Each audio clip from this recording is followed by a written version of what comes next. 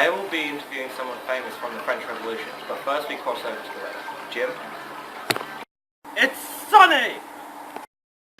Okay, thanks Jim, that was our weather for tonight. Okay, so as I said earlier, we were interviewing someone famous from the French Revolution.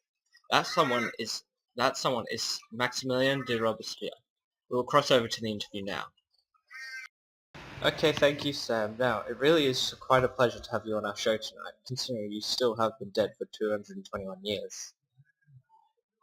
Yes, that was a terrible affair, being killed in that. Yes, quite. But for now, I'd like to start at the other end of your life. So, how was your childhood like? Okay, well I lived in Arras for most of my early childhood, and I was also born there on the 5th of May 1758. I was the oldest of my 3 siblings, and my mother left when I was only 6 years old. Oh, that's tragic.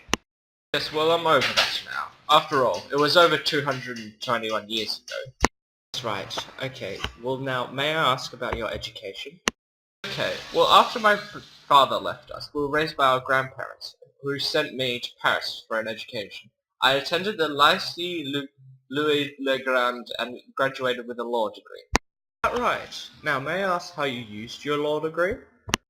Well, first I used it to do some public service, and then later I entered into politics and became the head of the Jacobin political faction. That certainly is impressive. But now, I also heard you took part in the French Revolution as well. I certainly did, and those choices led to my death. Oh well. Anyway, I helped write the Declaration of the Rights of Man, and I think that does form the basis of your human rights system today.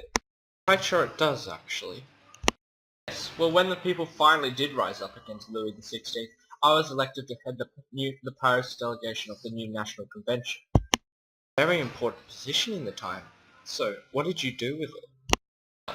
Here's where I went a bit crazy. I successfully argued for the execution of the king, and encouraged the people to rise up against him.